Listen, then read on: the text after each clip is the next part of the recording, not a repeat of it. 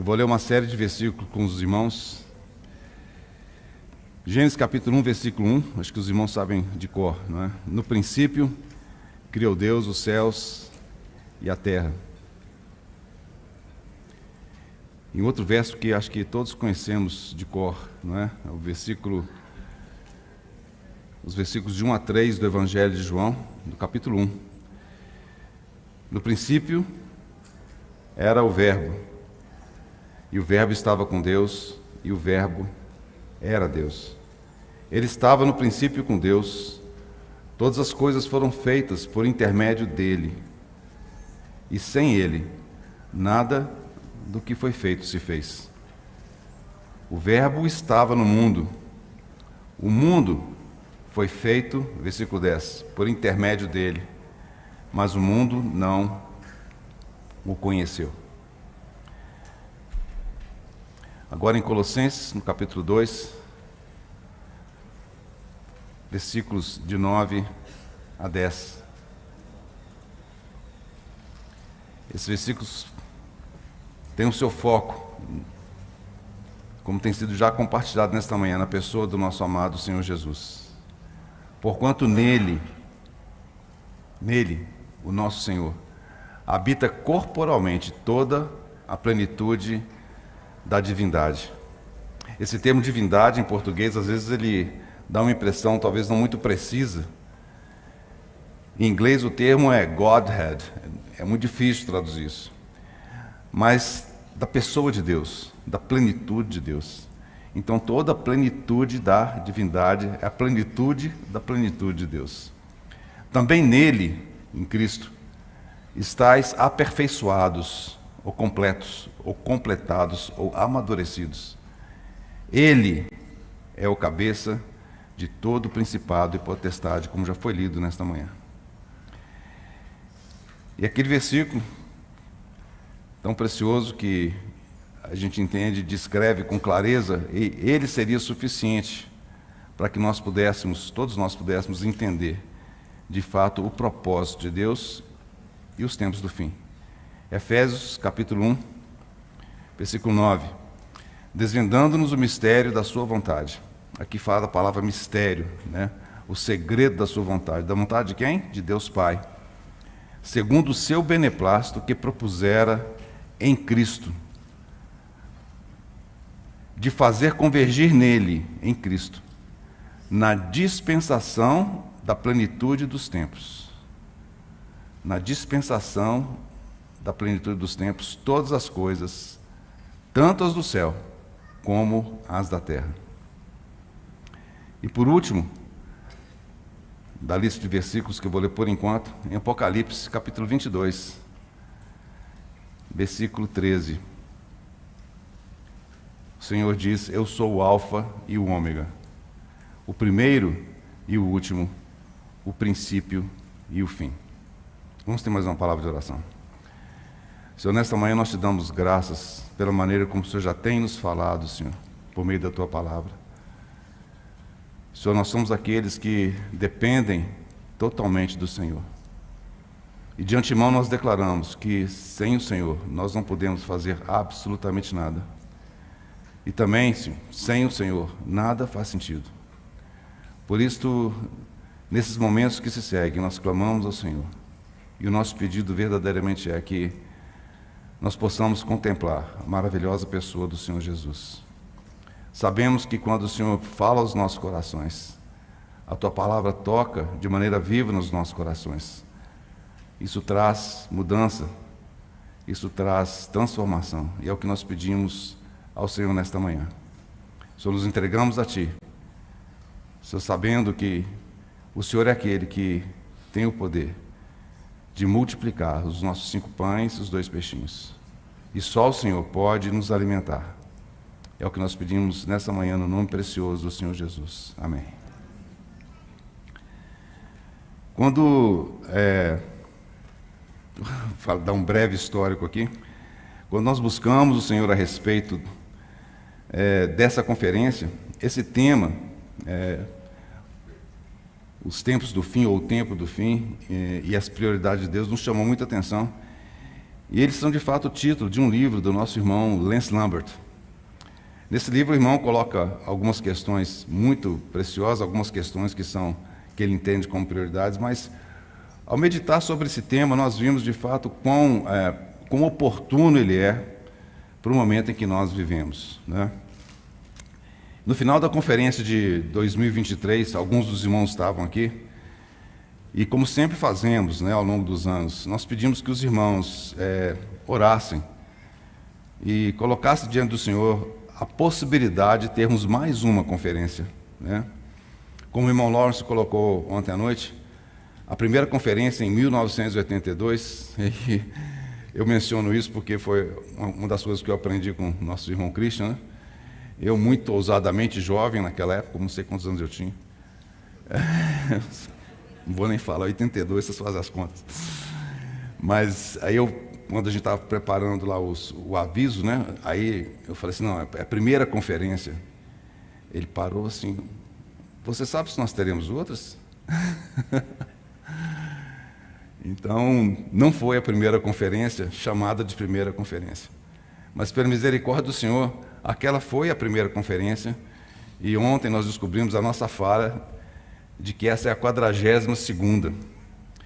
E eu fico aqui imaginando se não é realmente o humor e a sabedoria do Senhor. Porque, lembrando do povo de Israel no deserto, foram 42 estações, não é verdade? Foram 3 sequências de 14. 14, mais 14, mais 14. Nós sabemos que isso tem uma relevância muito maravilhosa na Bíblia, né? Como a genealogia do Senhor Jesus. A última estação, a 42ª, é Canaã. Então, acho que o Senhor, na sua sabedoria, é a 41ª. Vocês não estão em Canaã ainda. Não chegaram lá ainda, né? Mas nós não sabemos, irmãos, tampouco se teremos uma próxima conferência. E se de fato nosso coração é verdadeiro em que nós aguardamos a vinda do nosso Senhor, o nosso desejo é que Ele possa vir o mais rapidamente possível. Então, naquela época, nós pedimos aos irmãos que nos ajudassem em oração, e nós somos gratos ao Senhor por isso, mas, assim, lembrando do que o apóstolo, do que Tiago nos fala na sua epístola, ele diz o seguinte, que a gente pode fazer os planos, né, mas a gente tem que tomar cuidado, não é verdade? A gente não sabe se a gente vai, não pode ter ousadia de falar que nós faremos isso ou aquilo, mas se o Senhor assim permitir. Mas a gente tem que, de alguma forma, planejar. E no final da conferência do ano passado, a gente colocou um protocolo, protocolizou, como fala aqui, um ofício junto à Secretaria de Cultura, pedindo a reserva já para este ano, né? Pedimos a primeira semana do ano, uma semana complicada, a gente sabe. E como foi mencionado ontem, né, um dos motivos, de fato, a gente começar o ano com o Senhor, né? Por isso que essa conferência é na primeira semana. E o segundo motivo é que, na primeira semana do ano, talvez as famílias não tenham gasto ainda o 13º. Então tem chance de poder vir para a conferência, né? O irmão de Beto que está conosco, que deve lembrar disso muito bem. Mas aí, a gente colocou o ofício e, como sempre, a gente vem acompanhando para ver a confirmação da data. Vamos desculpar esse breve histórico, acho que é importante, porque tem a ver com esse contexto. Existe um outro evento que acontece em algum momento em janeiro, tipicamente no início também, que é o Festival Música nas Montanhas, um festival fantástico que acontece aqui em Poços, terminou, acho que sábado passado. E, claro, eles têm prioridade de data, né? E nesse caso em particular, houve uma indefinição quanto à reserva desse lugar, porque vocês devem estar vendo que tem vários pontos em obras aqui, né? É um prédio muito antigo e a fundação está afundando, né? Então, com problema de fundação e outros problemas também. É um lugar belíssimo, né? E o que aconteceu foi que a Secretaria parece que recebeu algum recurso para poder realizar finalmente essas obras tão necessárias, esse lugar fantástico, e não tinha havido ainda a definição de quando essas obras se iniciariam. Bom, em suma, a gente ficou sem uma definição até outubro, né? E nós pedimos, então, perdão aos irmãos pela demora em divulgar, mesmo porque a gente não sabia, né, se nós deveríamos ter ou não a conferência. E, de uma maneira maravilhosa, o Senhor confirmou. E esse foi o encargo, então, que nós temos diante do Senhor. Então, nós somos muito gratos aos irmãos e ao Senhor pelas orações, pela maneira como os irmãos intercederam. E nós sabemos que esse é o desejo dos irmãos e o nosso desejo também de agradar ao nosso Senhor, né? O tempo em que nós vivemos, a gente tem visto, de fato, a oposição, né, como fala no hino, pertinaz, né, insidiosa do inimigo de Deus. Isso tem aumentado a cada dia. E eu sei que cada um de nós consegue perceber nas próprias vidas, além daquilo que a gente percebe ao nosso redor. Como diz lá em 2 Coríntios, capítulo 2, versículo 11, nós não ignoramos as astutas ciladas do inimigo e as suas artimanhas. É assim que ele tem trabalhado, né? E o Senhor conhece de fato as diversas barreiras que vocês enfrentaram para estar aqui, que nós enfrentamos para estar aqui, né? Nós somos um só no Senhor. Por isso, irmãos, a batalha não acabou. Nós, como servos do Senhor, como seus filhos, nós temos a responsabilidade de estar diante dele, em oração, em intercessão, em súplica. Então, se os irmãos assim puderem, 8h30 da manhã, estarem juntos aqui. Há muitos temas sobre os quais nós podemos interceder, não tem dúvida não. Mas em particular, irmãos, para colocar esses dias que nós estaremos aqui na presença do Senhor.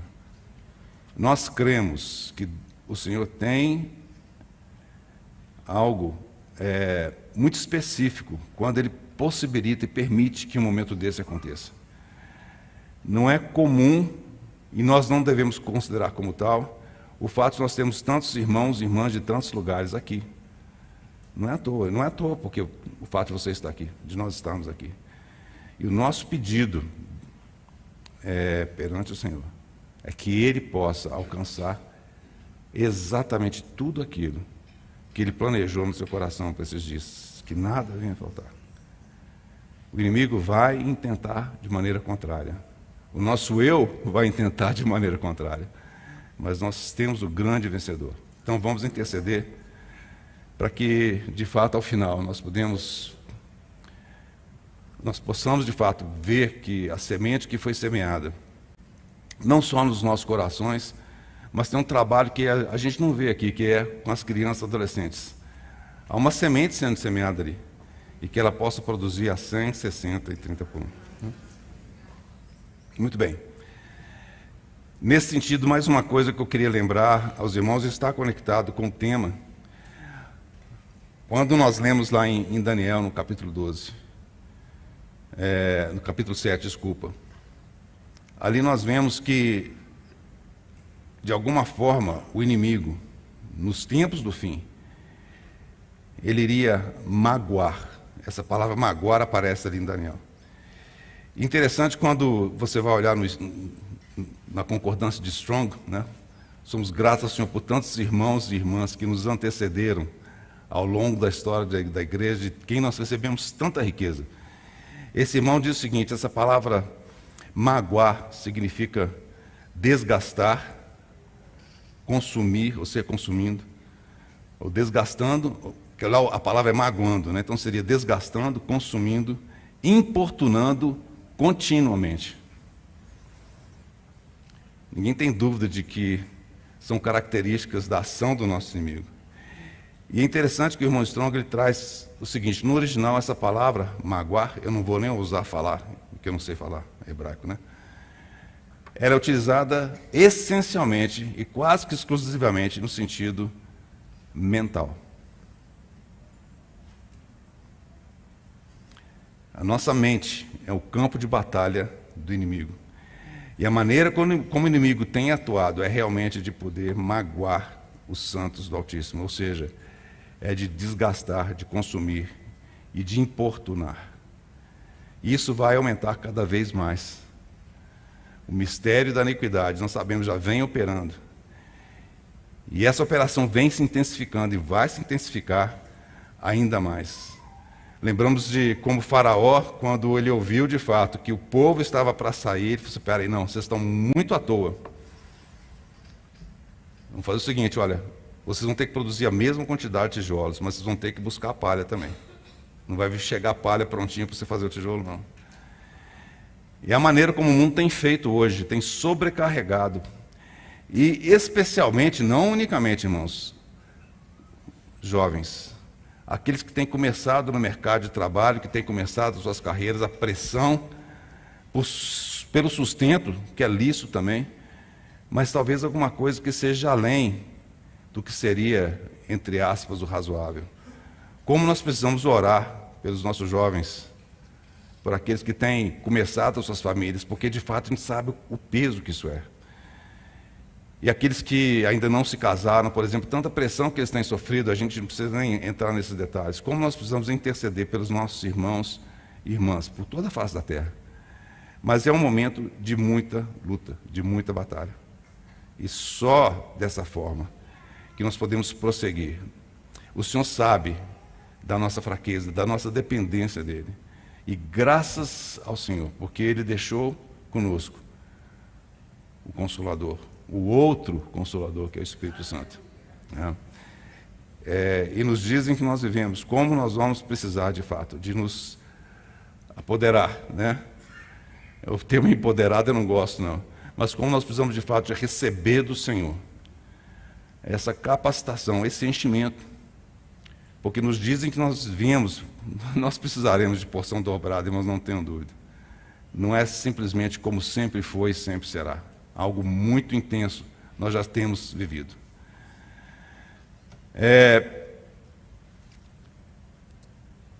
Quando a gente vê que, de fato, os tempos do fim, o nosso irmão já tem compartilhado, e nesse sentido, ouvindo o compartilhado do nosso irmão, seria bom se ele pudesse ter continuado, em vez de eu estar aqui.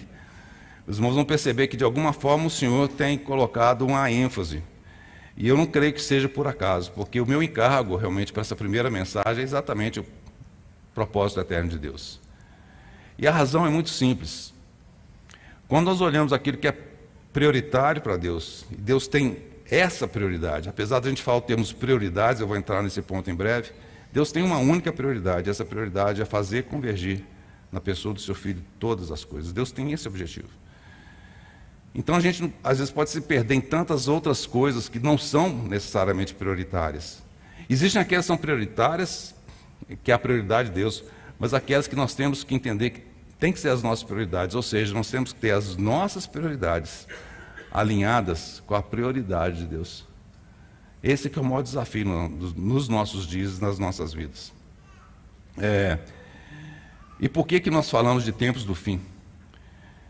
Lá em 1 Coríntios, no capítulo 10, aquela descrição que o apóstolo Paulo fala de todo o processo que aconteceu, da trajetória dos hebreus no deserto, ele diz no versículos 11 e 12, essas coisas lhe sobrevieram como exemplos. Ou seja, a palavra de Deus nos dá exemplos. Como já foi mencionado nesta manhã, nós vemos como foi na primeira vinda do nosso Senhor. Assim também será na sua segunda vinda. Existem exemplos, né? A palavra de Deus, ela tem o que eles chamam de tipos, né? E os antitipos, né? Então a gente vê, por exemplo, em José, nós vemos um tipo da pessoa do Senhor Jesus, e o nosso Senhor Jesus, ele é um antitipo, né? São palavras, né? chiques, né? Para poder falar que uma coisa está simbolizando a outra, né? E aquilo que aconteceu com o povo de Israel no deserto, é o que o apóstolo Paulo fala, o Espírito Santo fala, essas coisas lhe sobrevieram como exemplos, e foram escritas para advertência, para admoestação, para exortação nossa. De quem? De nós outros, sobre quem os fins dos séculos têm chegado. O apóstolo Paulo escreve isso no primeiro século. Nós estamos no século 21. Será que os irmãos conseguem perceber quão mais próximos nós estamos dos fins dos séculos? Nós estamos muito mais próximos dos fins dos séculos. Então, se o Senhor permitir, amanhã, na mensagem de amanhã, eu vou estar, se o Senhor assim permitir, compartilharemos um pouco mais sobre alguns aspectos relacionados ao fim dos tempos. De novo, reforçando aquilo que já foi mencionado nesta manhã, o nosso foco não é nos sinais. O nosso foco não é necessariamente entender sequências, ordens, vários motivos. Sem dúvida é importante que nós os conheçamos, não tenha dúvida disso. Mas o nosso foco não deve estar aí. Um dos motivos é que nós sabemos que há tantas interpretações, eu vou tocar um pouco Não em todas, né? Lógico que não. Mas para a gente ver que existem várias interpretações. E nos faz lembrar de um nosso irmão muito querido, que certa vez ele foi compartilhar num lugar e veio um irmão de uma aldeia próxima, ter comunhão com ele. E rapidamente esse irmão começou a querer entender como é que era a compreensão desse irmão a respeito do arrebatamento. E ele então fala assim, não, eu creio na palavra de Deus. Mas o irmão não se deu por satisfeito, ele começou a querer aprofundar e tentar entender o detalhe da interpretação daquele irmão. Ele falou assim, olha, eu creio que de fato toda igreja vai ser arrebatada, mas em momentos diferentes. Aí esse irmão voltou para ele e falou assim, você não crê na Bíblia. Ele falou assim, irmão, eu creio na Bíblia como você crê também. A única coisa que é diferente, talvez a minha interpretação seja diferente da sua, mas a palavra de Deus é a mesma. Então nós temos que tomar muito cuidado para que de fato as diferentes interpretações não venham se interpor na nossa comunhão uns com os outros. O que infelizmente aconteceu na história da igreja.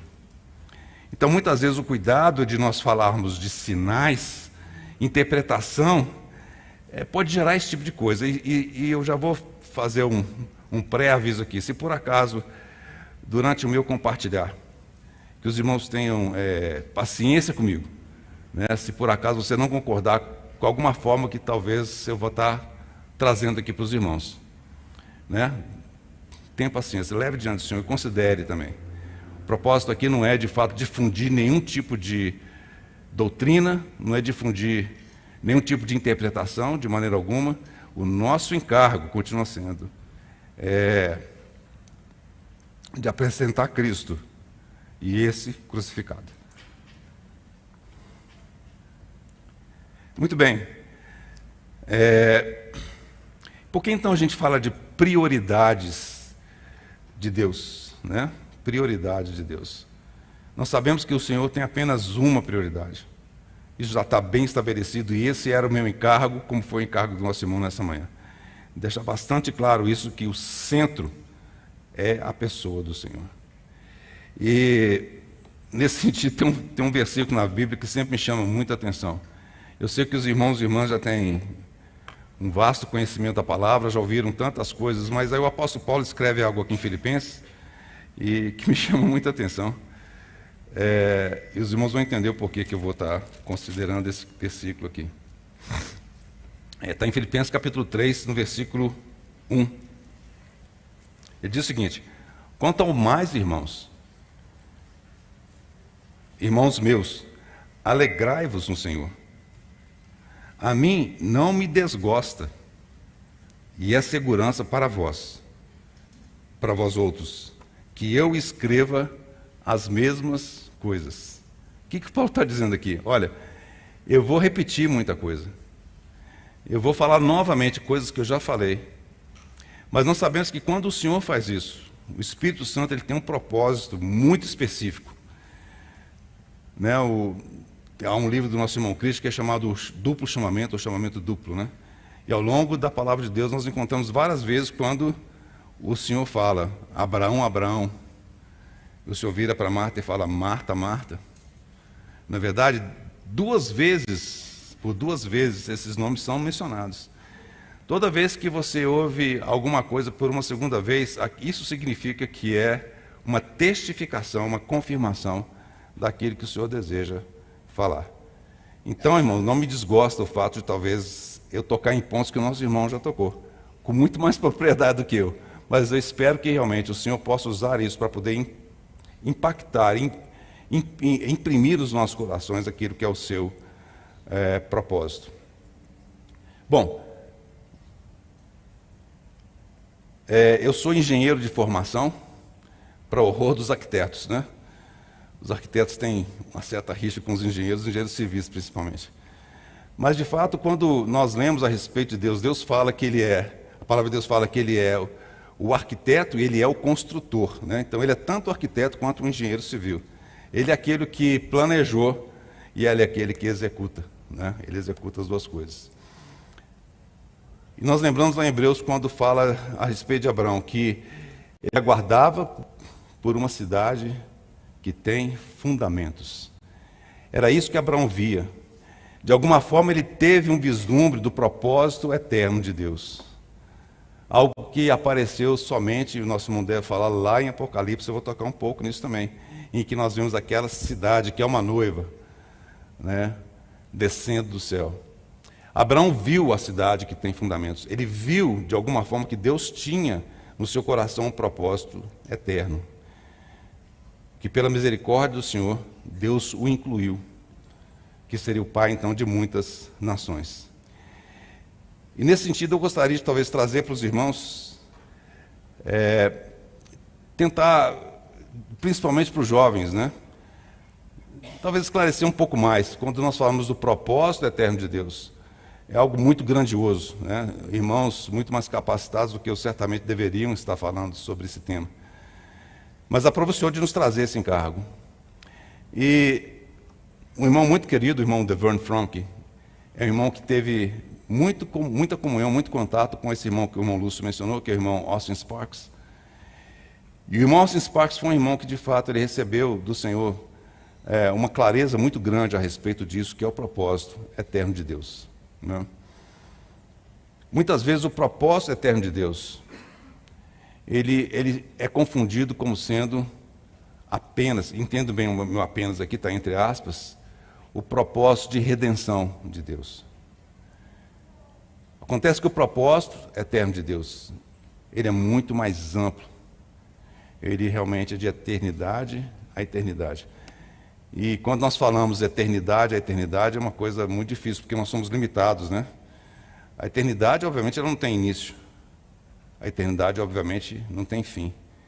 Então, quando a gente fala de eternidade, que é exatamente assim que a palavra de Deus coloca, nós estamos falando da eternidade.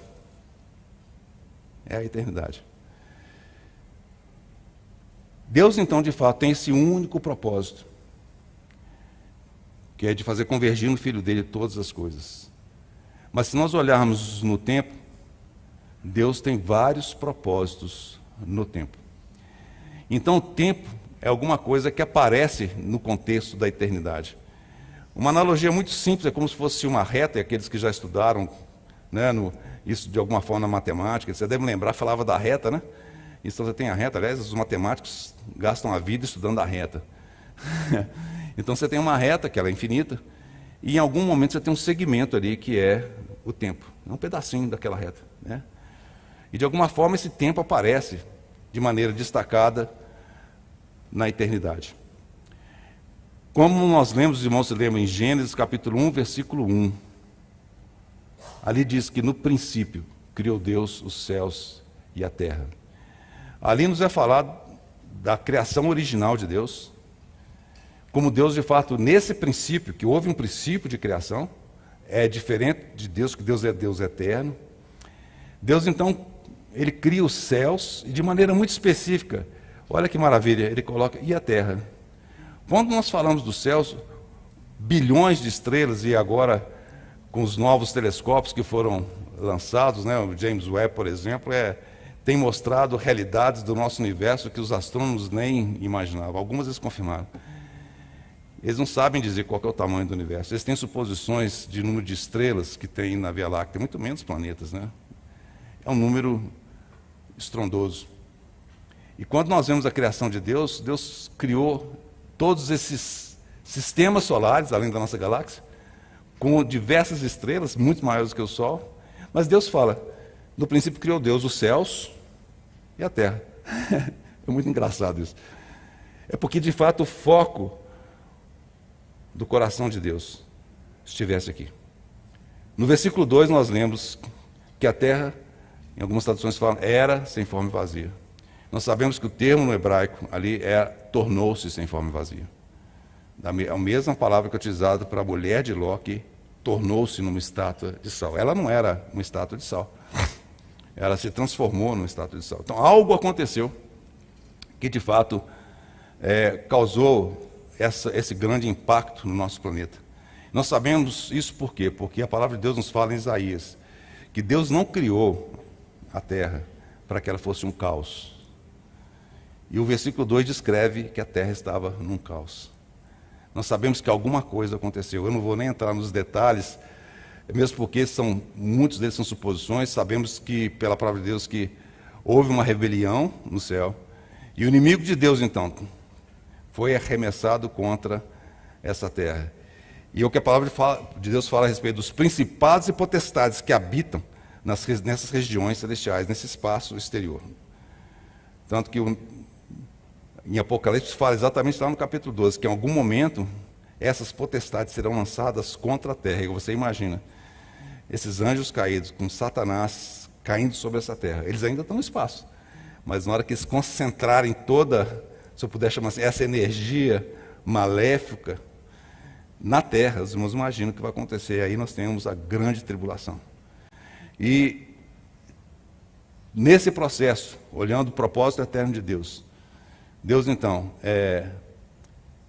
Ele provê agora o que é o seu propósito para a redenção do homem.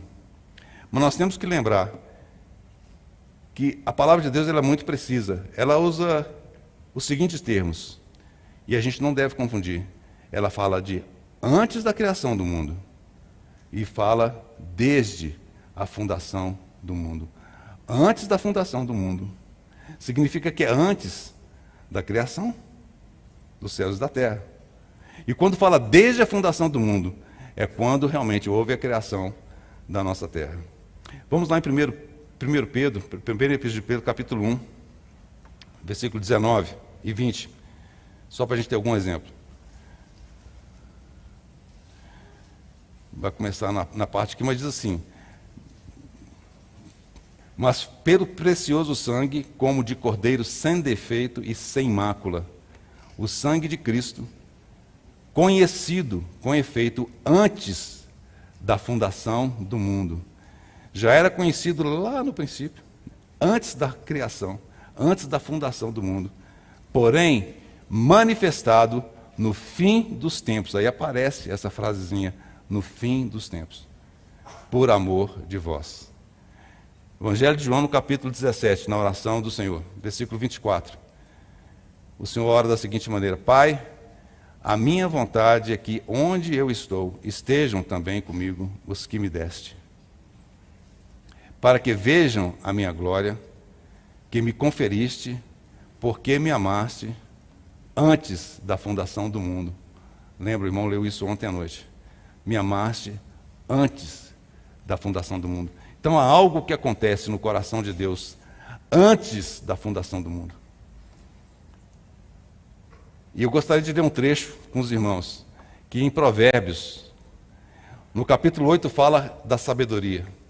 E nós sabemos que a sabedoria é uma pessoa, e é nenhuma outra senão a pessoa do nosso amado Senhor Jesus. Diz o seguinte: o Senhor me possuía no início de sua obra, antes de suas obras mais antigas, desde a eternidade.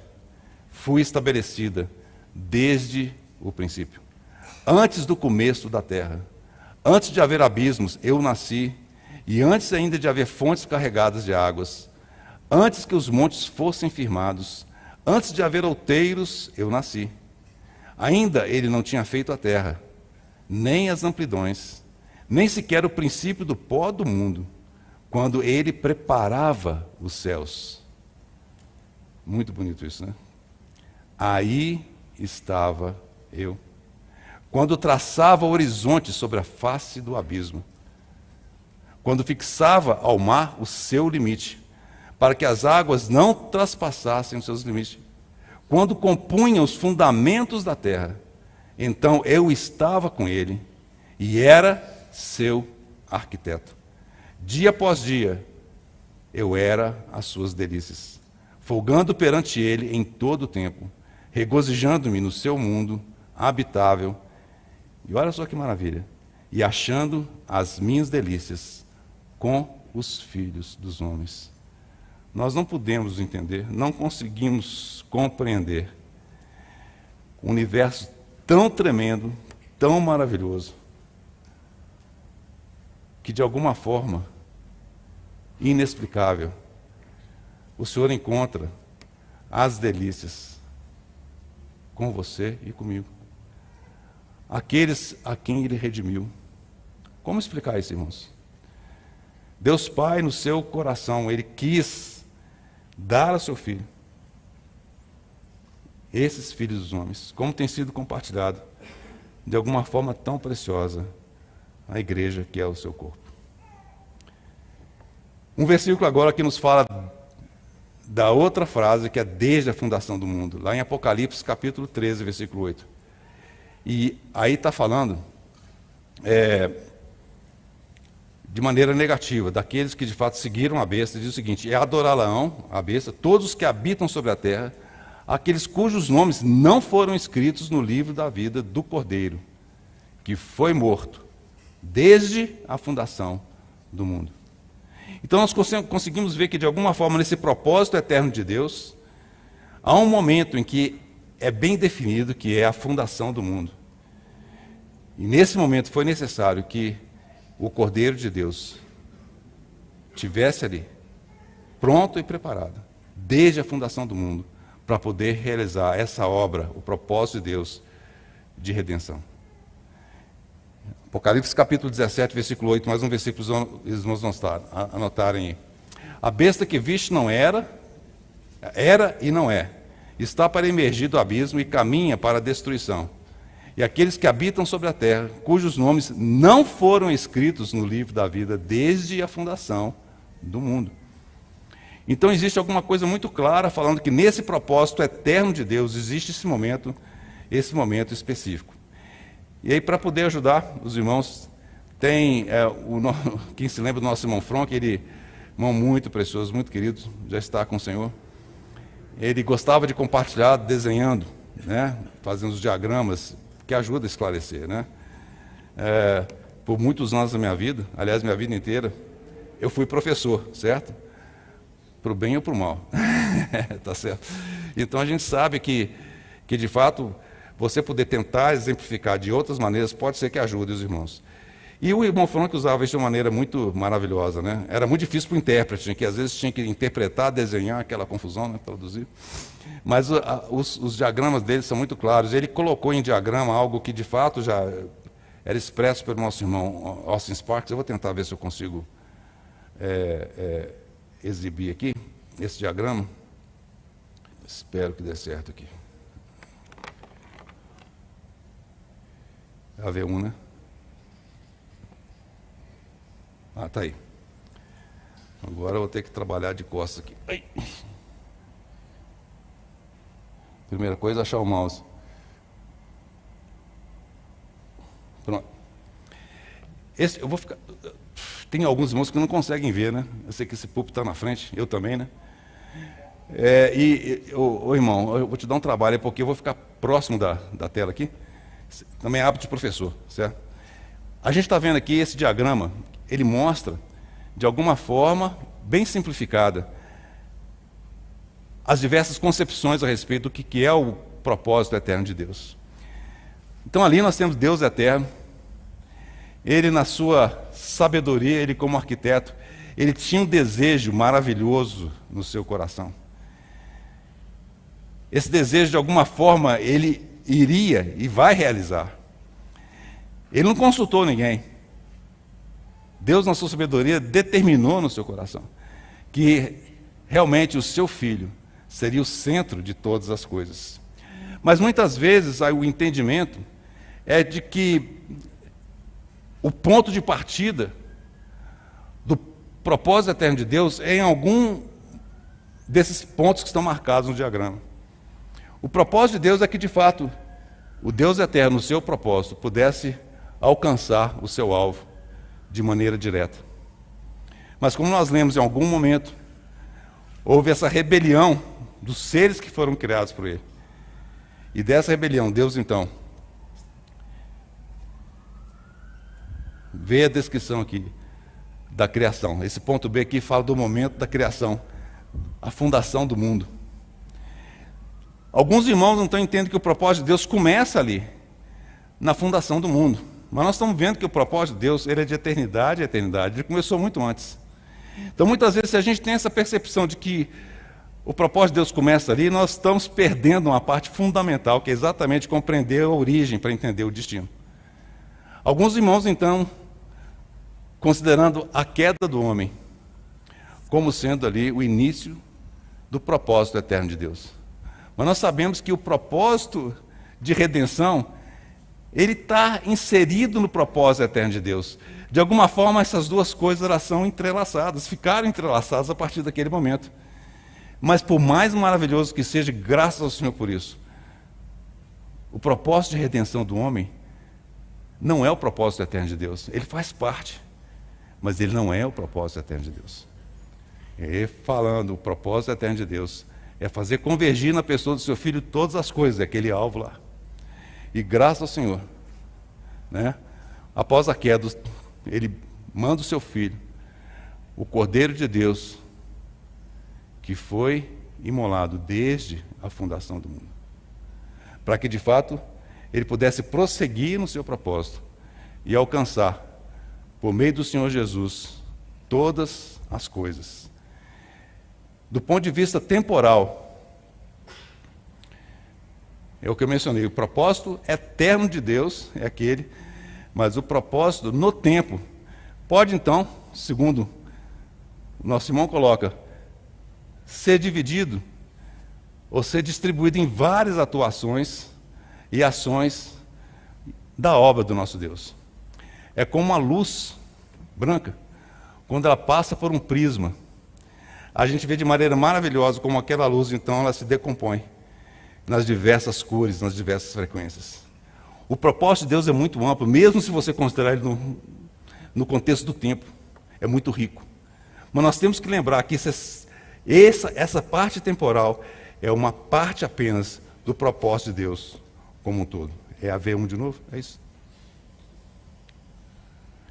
Muito bem.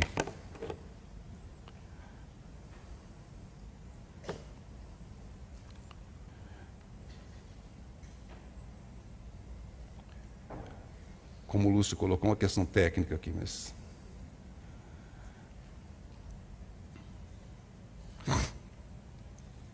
Então, quando nós consideramos a palavra de Deus, nós podemos ver esse propósito eterno de Deus. Aqui é necessária uma pausa muito importante.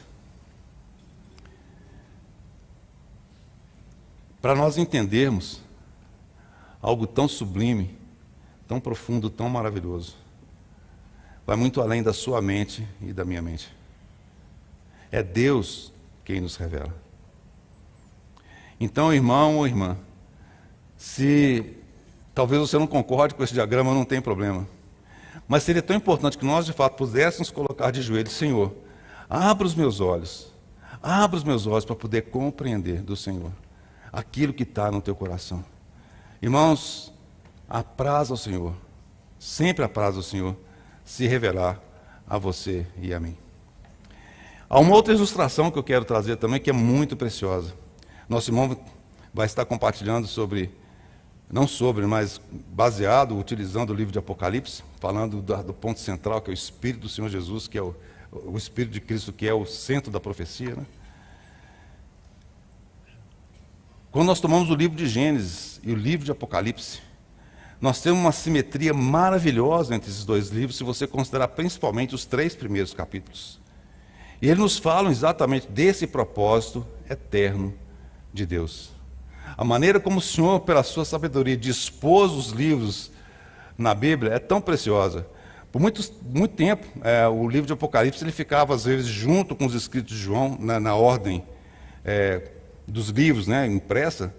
Às vezes ele é trazido para próximo do Evangelho de Lucas, até que finalmente, acho que volta ao século IV, ele vai então, os irmãos me corrigem depois, ele vai então para o final da sequência de livros, dos 66 livros da Bíblia. Então nós temos Gênesis e nós temos Apocalipse. Nós temos de fato a maneira que foi no princípio, e como foi colocado, nós vemos então a conclusão de todas as coisas. E tem uma tabela que eu quero trazer para os irmãos, só para poder de novo ajudar, talvez a fixar, que mostra de maneira tão preciosa essa simetria que Deus colocou na sua palavra. Eu vou tentar agora de novo fazer a mágica aqui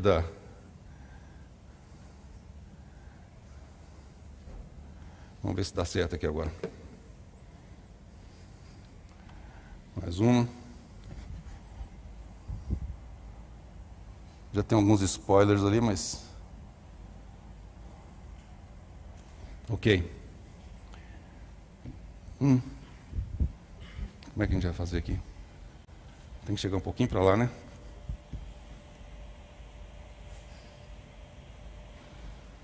Tá dando para ler? Mais um pouquinho? Ok. Então o que nós temos aqui?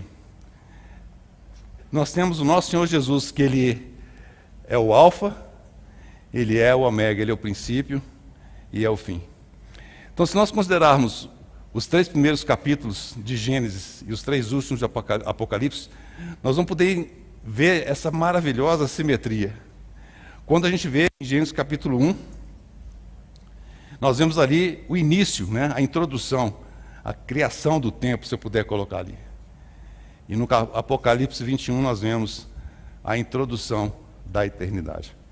Nós temos esses 2 aspectos tão maravilhosos: o início do tempo e o fim dos tempos, quando nós teremos então a eternidade. Capítulo 2, versículo 4, vemos ali a criação do céu e da terra. 21:1, novo céu e nova terra. O apóstolo Pedro fala de um estrondo, né? De alguma forma vai acontecer um estrondo e nós vamos ter então novos céus e nova terra. Alguns irmãos acham que talvez seja um paralelo ao que muitos cientistas definiram como sendo o Big Bang, né? Que deu início a todo o universo, né? Eles só não conseguem definir como é que quem causou o Bang, né? O Big Bang. Mas nós teremos novo céu e nova terra. Gênesis capítulo 1, versículo 2, nós vemos que o Espírito de Deus pairava sobre a face do abismo, como aquela galinha chocando, preparando todas as coisas, porque o Espírito Santo de Deus estava ali no princípio também, nesse processo de criação. E de maneira maravilhosa, Apocalipse 22, versículo 17, nós vemos: o Espírito e a noiva dizem vem. Não somente o Espírito mas agora muitos filhos conduzidos à glória pelo Espírito de Deus. Então nós vemos que o Espírito e a noiva hoje dizem vem. Esse é o seu pedido? Esse é o pedido do seu coração hoje? Muitas vezes nós temos interesse em conhecer tantos detalhes de profecias e interpretações, mas qual que é o nosso coração em relação à volta do Senhor? Nós de fato ansiamos pela volta dele? O nosso coração é pela vinda do nosso Senhor, de encontrar com o nosso amado? Ou nós queremos ficar livres de alguma situação corrente que nós estamos vivendo? Qual que é o nosso coração? Nós temos um desejo ardente pela volta do Senhor? Irmãos, isso tem que estar em nós. Porque ali diz que o Espírito e a noiva clamam, dizem, vem. E se o Senhor não veio até hoje, irmãos, será que não é por isso? Como a sua igreja tem de fato ansiado pela sua vinda? Como você e eu temos ansiado pela vinda do Senhor? Ou será que há algo mais que você quer alcançar nesse mundo? Uma outra posição, uma nova casa, uma família? Como foi colocado, tudo isso é lícito. Não tem nada de errado nessas coisas. Mas quais são as prioridades nos dias em que nós vivemos? O que o Senhor quer alcançar? Esse tem que ser o nosso coração. O que o Senhor deseja? Não o que eu desejo, mas o que o Senhor deseja? Para que eu possa, de alguma forma, estar entre aqueles que colaboram, que cooperam com o Senhor. Mas uma coisa maravilhosa, o nosso irmão mencionou por alto ali, nós vemos que tem ouro, pedra de ônix e bidélio, né? Aqui fala ouro, pedras preciosas e pérola. Alguns entendem que bidélio em Gênesis ali é pérola. Outros dizem que não, que bidélio na realidade é uma seiva de uma planta que era branca como a pérola. Mas ali nos fala da natureza do nosso Senhor Jesus. Ouro, pedras preciosas e pérola. Ouro fala da natureza de Deus. As pedras preciosas nós sabemos que ela tem um processo de formação tremendo, que é muita pressão e muita temperatura. Nos fala do processo e a obra da cruz. Da mesma forma que a pérola, ela é criada quando um pequeno sujinho entra numa concha e aquela inflamação, ela é enovelada, camada após camada, com aquela madrepérola, né? Com aquela coisa linda, e se torna então numa pérola. Isso nos fala da obra da cruz. Quando nós vemos que em Gênesis capítulo 2, versículo 9, ali fala da árvore da vida. Nós vemos essa árvore da vida ali em Apocalipse 22, 2. Eu sei que eu saltei um. Mas isso nos fala de algo tão precioso. Por quê? Quando o apóstolo Pedro nos fala que o Senhor Jesus ele foi colocado na árvore, a palavra madeiro ali é árvore. Essa árvore é nenhuma outra do que senão a árvore da vida. A cruz do nosso Senhor. A árvore, ele foi pendurado nessa árvore, porque nessa árvore nós recebemos vida. Ali nós vimos o nosso Senhor Jesus ser crucificado. E o seu sangue vertido naquela árvore, que é a árvore da vida. Lembra que o apóstolo Paulo fala: decidi não saber nenhuma outra coisa entre vós, a não ser Cristo e esse crucificado. Então, irmãos, a partir de um determinado momento, no propósito eterno de Deus, nós vemos que o Cordeiro de Deus, que foi imolado desde a fundação do mundo, ele foi imolado naquilo que é a árvore da vida, Cristo e esse crucificado. Essa que é a grande maravilha dessa simetria. E ambos aparecem em Gênesis e em Apocalipse. Nós vemos a maravilha dessa simetria, em que a realidade de Cristo e esse crucificado para todo sempre. Um dia, que seja muito breve, nós veremos nosso Senhor, e Ele trará nas suas mãos, nos seus pés, no seu lado, a marca que deu a você e a mim a redenção eterna, naquela árvore da vida. Também nós temos um jardim, em Gênesis 2:8. Em Apocalipse nós vemos uma cidade-jardim. Quando você vê a descrição ali, tem a praça tão maravilhosa, com a árvore da vida, dos dois lados, o rio fluindo, é uma coisa fantástica, né? Também nós temos o rio da vida, Gênesis 2:10, Apocalipse 22:2, o rio da vida. Observe que esses dois aparecem de maneira simétrica, né? Muito precioso. Adão e Eva, no início, somente duas pessoas. Apocalipse 21:3, um povo redimido que ninguém consegue contar. Muitos filhos à glória. Foi isso que Deus alcançou para o seu filho querido, para o seu filho amado. Muitos filhos na glória. Em Gênesis 2, a gente vê ali esse casamento terreno, já apontando para o casamento eterno, celestial, espiritual. Em João declara, ele testifica isso, e ele escreve de maneira muito clara que ele, de fato, viu quando o soldado penetra o lado do Senhor, e dali sai sangue e água. Nós vemos que da mesma forma, quando Deus, com sono, indolou para Adão, ele tira do seu lado algo, e daquele algo ele forma a mulher. Mas nosso Senhor teve de passar pela cruz, pela dor. E dali então Deus obtém a igreja para o seu filho. Dessa forma Deus alcançou de maneira tão preciosa, tão completa, a igreja, aquela que de fato é a esposa do Cordeiro. Tem mais. Em Gênesis 2 nós temos o primeiro descanso, quando Deus descansa, e finalmente Apocalipse 22, o descanso final. Quando de fato novos céus, nova terra, nós estaremos nesse descanso final com o nosso Deus. Gênesis capítulo 3, versículo 8. Deus passeando, não é isso? Na viração do dia ele encontrava com Adão e com Eva no jardim, mas ele só passeava. Aqui nós temos Deus habitando entre eles, Apocalipse 21, 3. Em Gênesis 3:1, Satanás entra no cenário. Aparece ali aquela serpente, a antiga serpente. Mas graças ao Senhor, Apocalipse 20:10, Satanás é expulso para todo sempre, o inimigo vencido. Gênesis capítulo 3, 16 a 19. Dor, tristeza e morte. Nós vimos tudo o que aconteceu ali com a queda do homem. Apocalipse 21:4.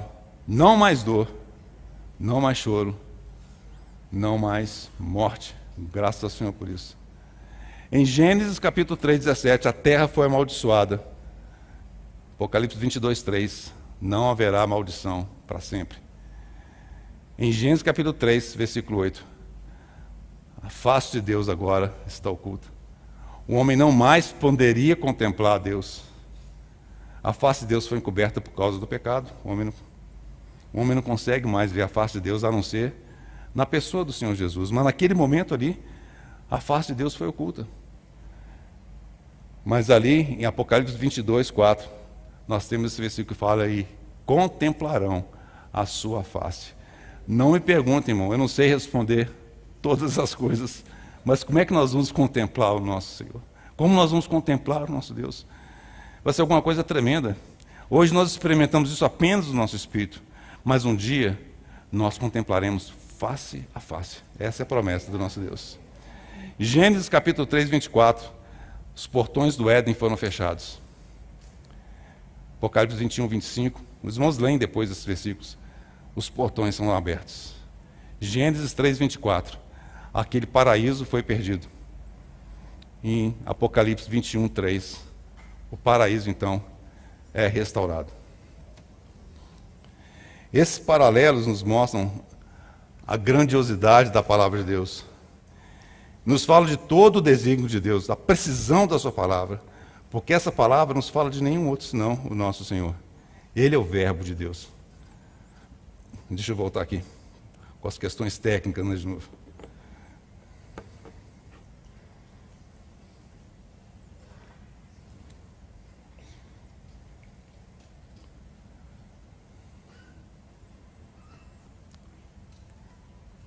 Estou checando o nosso tempo aqui. Isso tudo nos fala de algo tremendo. Do ponto de vista do mundo, essas coisas são mistério.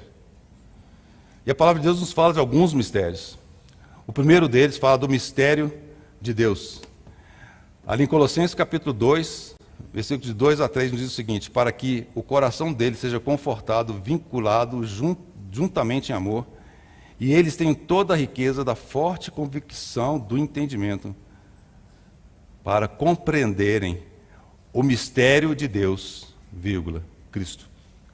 O mistério de Deus, aquilo que estava oculto desde o passado, da eternidade passada, mesmo com a criação do homem, Deus tinha esse mistério, que um dia, de fato, o Cordeiro de Deus tiraria o pecado do mundo.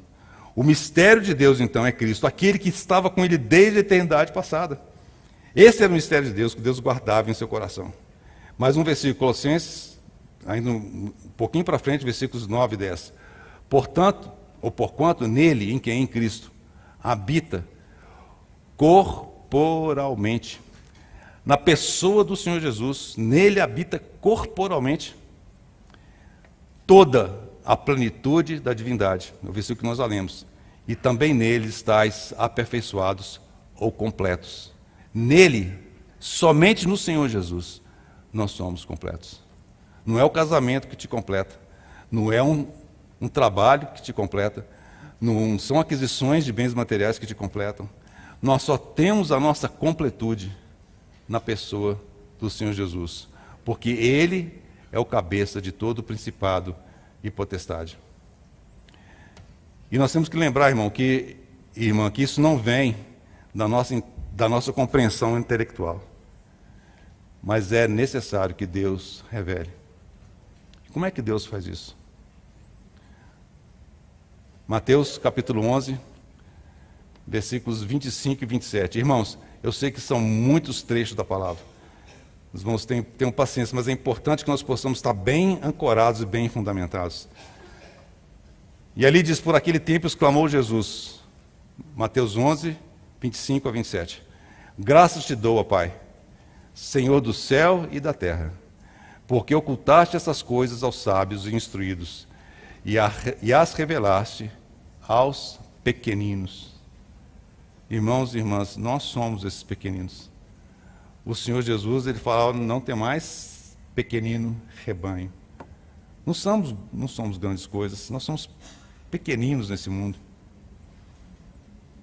Mas o Senhor não está preocupado com coisas grandes, porque aprove a Ele revelar isso aos seus pequeninos. Sim, ó Pai, porque assim foi do teu agrado. Tudo me foi entregue por meu Pai. Ninguém conhece o Filho senão o Pai. E ninguém conhece o Pai senão o Filho e aquele a quem o Filho quiser revelar. Irmãos e irmãs, é por revelação. Nosso irmão tem enfatizado isso nessa manhã. Como nós precisamos da revelação do nosso Senhor Jesus. Você vai falar assim, não, mas eu já fui revelado a mim. O nosso Senhor, Ele é inextinguível. Ele é infinito. Como nós precisamos de receber a cada dia uma revelação clara, ampla, fresca do nosso Senhor Jesus. Tem sido assim na sua vida? Tem sido assim na minha vida? Ou nós ainda estamos com aquela revelação que nós recebemos há 10 anos, há 15 anos, há 20 anos, há 40 anos? Deus deseja se revelar a você. E essa revelação é por meio do seu Filho. Somente o Pai pode revelar. Lembra quando Filipe disse, mostra-nos o Pai? Aí o Senhor Jesus, num tom talvez até de tristeza, falou assim, mas Filipe, se vós me tivesseis conhecido, conhecerias também ao meu Pai. Desde agora conheceis e tendes visto. Replicou-lhe Filipe, Senhor, mostra-nos o Pai, e isso nos basta. E disse Jesus, Filipe, há tanto tempo estou convosco. Irmão e irmã, há quanto tempo o Senhor tem estado com você? Você tem conhecido o Senhor? Essa palavra é uma palavra muito forte. Eu sei que algumas interpretações, quando o Senhor fala, no teu nome expulsamos demônios, curamos enfermos, etc., o Senhor fala assim, não vos conheço. Alguns dizem que ele estava falando, talvez, para pessoas que não eram do Senhor, não eram servos dele. Outros irmãos entendem que talvez não. A palavra conhecer, né, tem algumas palavras no grego, né, o roidá, tem gnosco e vai por aí fora. Mas é um conhecimento íntimo. Uma coisa é nós conhecermos o Senhor. Agora, irmãos, entendam o que eu vou falar agora. Outra coisa é nós sermos conhecidos pelo Senhor. Entendam bem, claro que o Senhor nos conhece. Conhece a cada um de nós. Mas isso fala daquela comunhão, daquela realidade em que nós conhecemos e prosseguimos em conhecer o Senhor. E da mesma forma, nessa comunhão, o Senhor então aprofunda a sua intimidade para conosco. Claro que o Senhor nos conhece. Então, o que o Senhor deseja de fato é que por meio dessa comunhão, esse conhecimento profundo,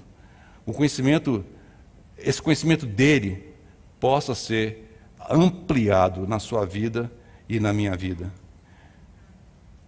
Nós temos conhecido o Senhor. O segundo mistério é o mistério de Cristo. Nosso irmão já leu esse versículo nesta manhã, lembra? As coisas, elas são repetidas para que nós possamos guardar. É o testemunho, né? 2 fala de testemunho. Efésios capítulo 3, versículos de 8 a 11. A mim, o menor de todos os santos, me foi dada esta graça de pregar aos gentios o evangelho das insondáveis riquezas de Cristo e manifestar qual seja a dispensação, ou a administração, a mordomia, do mistério desde os séculos, oculto em Deus, que criou todas as coisas, para que, por intermédio da igreja, juntamente com meu irmão, eu não consigo entender. Deus escolher pessoas como eu. Nem falo de você, mas de mim. Quem somos nós? Porque aprova o Senhor fazer uma coisa tão tremenda? Porque Ele escolhe as coisas fracas deste mundo. Essa é a natureza do nosso Senhor. Para que pela igreja a multiforme sabedoria de Deus se torne conhecida agora dos principados e potestades nos lugares celestiais, segundo o eterno propósito que estabeleceu em Cristo Jesus, nosso Senhor. Há esse propósito definido no Senhor Jesus. Efésios 3, já foi lido também, 3 a 4. Paulo fala que nós devemos compreender o discernimento que ele tinha do mistério de Cristo. Então, nós vemos que o mistério de Deus é a pessoa de Cristo. E o mistério de Cristo é a igreja. 1 Pedro, mais uma vez, capítulo 1, versículo 17 a 21, que nós fomos resgatados pelo precioso sangue, como de cordeiro sem defeito, sem mácula. O sangue de Cristo, conhecido com efeito antes da fundação do mundo. Irmãos, a pergunta fica: Deus tem um propósito muito claramente definido. O desafio para você e para mim é como de fato nós podemos e devemos aliar as nossas prioridades segundo esse propósito de Deus. Naquele primeiro discurso do Senhor, em Mateus capítulo 5, 6 e 7, quando os discípulos voltam para o Senhor e falam: Senhor, ensina-nos a orar. Os irmãos conhecem de cor, não é? Chamada oração dominical, oração do Senhor. O Senhor começa como: Pai nosso, que estás nos céus, santificado seja o teu nome. E o que o Senhor fala? Venha o teu reino. Nessa oração do Senhor, tão curtinha, às vezes nós somos tão complicados para poder orar. O Senhor, de maneira tão objetiva, tão clara, Ele coloca qual que é a prioridade de Deus. Venha o teu reino. O teu propósito eterno seja alcançado de maneira plena. Venha o teu reino. Mateus 6,33. Buscai primeiro o reino de Deus e a sua justiça. Como nosso irmão lembrou hoje pela manhã, é um risco tremendo, irmãos, para você e para mim, nos acostumarmos com aquilo que nós temos ouvido tantas vezes. E nós ficamos amortecidos. Quantas vezes você já ouviu e já leu esse versículo? Buscai primeiro o reino de Deus e a sua justiça, e todas as demais coisas, tudo vai ser acrescentado. Segundo ponto, o quanto que você e eu confiamos, cremos nessa palavra do Senhor. Nos dizem que nós vivemos, irmãos, o propósito do Senhor é que essas coisas possam se tornar realidade na minha vida, na sua. Nós temos essa oportunidade ainda. Nós estamos vivos ainda. Não sabemos o que o Senhor tem para nós daqui a 1 minuto, daqui a um dia. Às vezes a gente faz plano: não, tá, eu vou fazer isso daqui, sei lá, semana que vem, vou olhar na minha agenda aqui, no meu planejamento. Nós não sabemos, irmãos. Se o Senhor permitir, amanhã nós estaremos falando a respeito, talvez haja uma duplicidade aqui, não sei, com o irmão Lúcio, mas o meu encargo para amanhã é falar exatamente a respeito do tempo do fim. Então, vamos estar tocando alguns pontos ali, e muitas vezes a gente pode ficar perdido nessas coisas, achando que de fato a gente tem tempo. Mas lembra, naquela parábola das virgens, todos adormeceram. De novo, irmãos, lembra do que eu falei: se o irmão não concordar com a minha interpretação, não tem problema, continuamos sendo irmãos, é a interpretação, ok? Mas há um ensinamento muito precioso ali. Nós achamos que nós temos tempo. As virgens, todas as 10 dormiram, nós vamos falar isso amanhã. Algumas estavam preparadas. As 5 nécias não estavam preparadas. Elas tinham a lâmpada, elas tinham azeite, mas não tinham azeite extra, não tinha reserva. As outras 5 prudentes, elas tinham a reserva. Mas qual que é o ponto central aqui? Elas adormeceram. Todos nós queremos encontrar e dar as boas-vindas ao Senhor. Esse é o nosso desejo, não é verdade? Enquanto nós estivermos vivos. Estamos entre aqueles que vão de fato receber o Senhor. Mas, irmãos, eu não quero dar um tom negativo, que não é o ponto, mas é um encorajamento. Nós não sabemos, irmãos, se nós não teremos dormido quando o Senhor voltar. E nós não sabemos se nós, de fato, teremos chance de preparar antes de dormirmos. Os irmãos entendem? Então isso é muito importante, que o Senhor possa ganhar isso dos nossos corações. Para terminar, eu quero citar 2 versículos que os irmãos pudessem guardar. Davi, no Salmo 27, eu não vou ler o versículo todo, os irmãos vão ler depois. Ele diz: uma coisa peço. Às vezes nós chegamos diante do Senhor, pedimos tantas coisas. As reuniões de orações têm listas e listas e listas e listas. Mas Davi chega diante do Senhor e fala: Senhor, uma coisa eu peço. Uma coisa. Salmo 27, versículo 4. E ali está expresso o coração de Davi. Os irmãos vão ler depois. Paulo, Filipenses capítulo 3, irmãos, lembram? Uma coisa faço. Deixa tudo para trás. Larga tudo para trás. E avança para aquelas que estão diante de mim. Eu prossigo. Uma coisa faço. Paulo era alguém de uma coisa somente. Esse possa ser também o seu coração e o meu coração. E quem mais que os irmãos lembram? Que esse é o seu desejo a cada dia. Maria aos pés do Senhor. Maria aos pés do Senhor. Alguma coisa de errado com o que Marta estava fazendo? Nós vamos tocar na questão do serviço, numa outra mensagem? Claro que não. Mas Maria escolheu a melhor parte. Estar aos pés do Senhor. Que o Senhor continue falando aos nossos corações, irmãos. Eu sei que os irmãos conhecem tantas dessas coisas que nós compartilhamos. Mas como é importante que nós possamos ser lembrados. Porque o Espírito Santo, quando ele lembra, ele repete. Primeiro, há a questão do testemunho daquilo que está sendo repetido. Mas outra coisa, a urgência daquilo que ele deseja te falar e me falar. E, para concluir, eu sempre acho tão importante que nós possamos juntos cantar um hino, não é? Como foi o Senhor cantou com os discípulos na ceia. E eu queria então cantar com os irmãos um hino que fala do nosso Senhor. Eu vou tentar projetar aqui. Da grandeza do Senhor. E fala daquele momento em que o cordeiro, que foi recém-imolado, ele chega ali para poder abrir os selos. E agora eu tenho que saber fazer isso chegar para outra.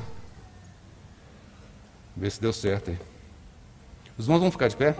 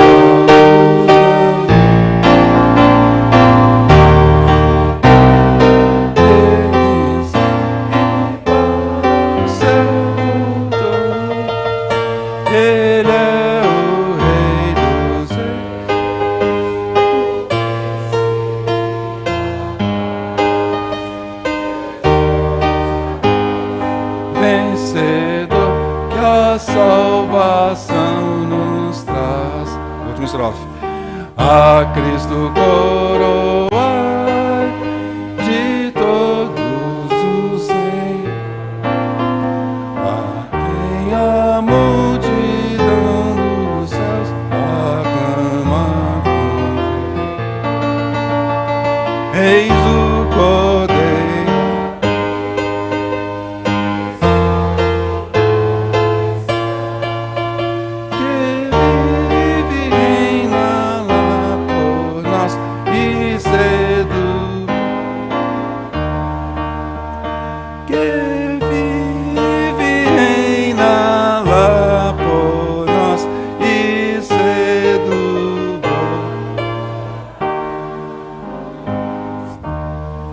Amém, Senhor. Esse é o nosso desejo. O Senhor continue falando aos nossos corações, nos atraindo ao Senhor. Oramos pelo restante desse dia, Senhor, que o Senhor possa ser com cada um de nós, que essas palavras, Senhor, aquilo que o Senhor tem semeado nesta manhã, não se percam, não sejam arrebatadas pelo inimigo, mas que o Senhor possa fazer com que elas produzam a 100, 60 e 30 por um. No nome do Senhor Jesus. Amém.